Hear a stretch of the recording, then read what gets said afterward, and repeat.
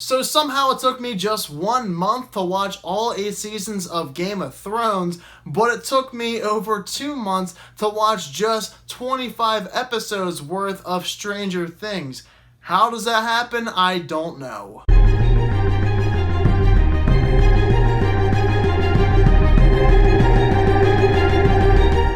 Stranger Things Season 3 is the newest season that came out on the 4th of July and once again comes to us from the Duffer Brothers. In Season 3, strange things continue to happen in the town of Hawkins as the Mind Flayer returns, looking to get revenge against Elle and her ragtag group of friends. More than that does take place in terms of storylines for Stranger Things Season 3. I'll get to some of it, not all of it, because there is a lot. I know I'm a little late with this season review, but give me a break. I watched this entire series with my mom ever since Memorial Day weekend, and it takes a while when you watch with an older family member. That's all I have to say. And I'm letting you guys know right now, for any of you who have not seen Stranger Things Season 3 yet, go ahead and watch it first because this is a spoiler-filled review. I'll be diving into all spoilers from Season 3. I don't think I'll be able to talk in depth about anything unless I dive into the spoilers, so this will be a spoiler-filled review. But Stranger Things Season 3 was a season I was looking forward to ever since I decided to check out the very first episode back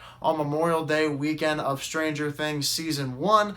Loved it. Season 1 is almost perfect in my opinion. Season 2 was also very good. I know some other people weren't as big of a fan of that season, but I still really enjoyed it. And I feel the same exact way about Stranger Things Season 3. I don't think it's as good as Season 1, but I feel like it's on the same level as Season 2. Does a lot of really good similar things to that season, just does not quite reach the peak that Season 1 reached for myself. Starting with the cast for Stranger Things Season 3, once again, everybody is on their A game. I loved so many performances from the cast given here. They are excellent. Some of the best performances given for any TV show in 2019 thus far. The 4 main younger boys, Mike, Lucas, Dustin, and Will, are really great here again. Their characters though, Mike, he takes a backseat in this season. If you look at Season 1, you can make an argument to say that Mike is the main character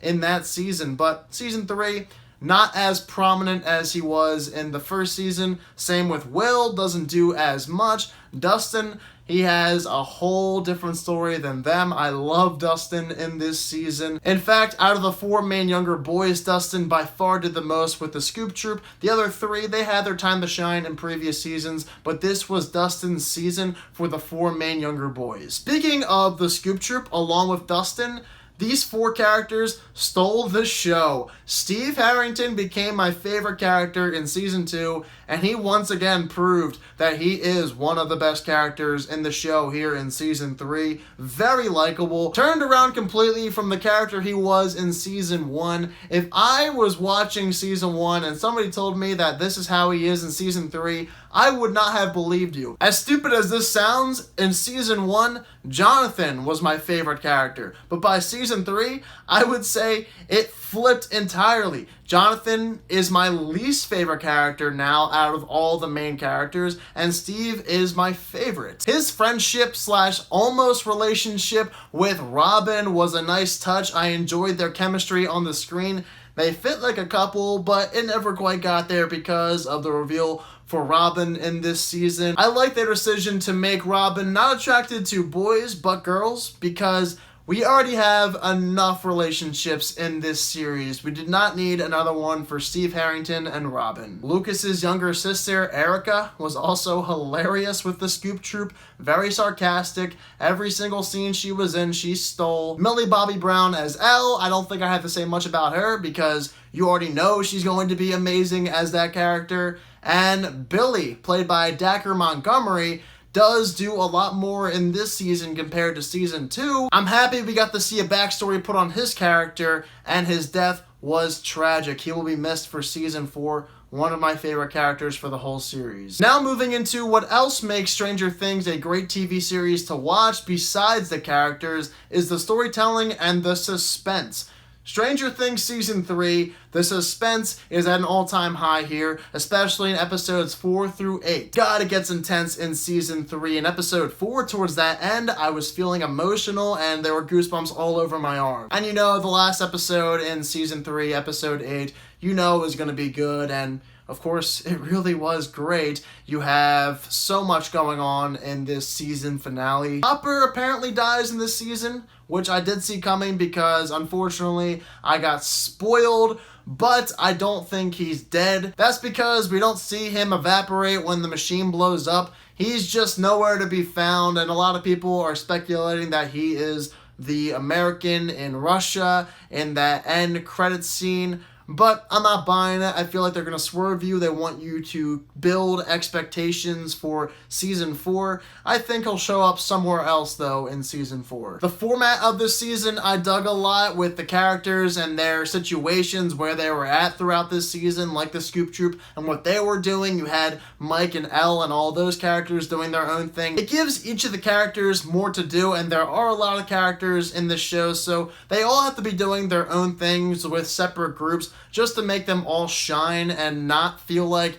some of them are getting overshadowed by other characters as much. Something I have not mentioned yet about Stranger Things Season 3 is how there are Russians in this season. I like the addition of the Russians in this season because it makes this season feel more unique compared to the first two. It doesn't seem like it's a repeat of what was going on in those seasons. There is a difference in terms of storyline. So in general, you guys know from what I've said thus far that I do love Stranger Things Season 3. It's about on par of Season 2 in my opinion, which is another great season. Every time the Duffer Brothers hit it out of the park with Stranger Things, but there are reasons why this is not my favorite season yet. Season 1, like I said, is still my favorite. I'll go through my negatives with Stranger Things Season 3 very quickly, but in the first episode, through about 20 to 30 minutes, it does feel like the show was becoming a little bit of a meme. That later is nowhere to be found at the end of that episode. It felt kind of weird at first, like the writers and creators weren't taking the script as seriously because the show has gotten so big to the point where everybody is watching it. I don't know, that was just me. Also, the first 3 episodes,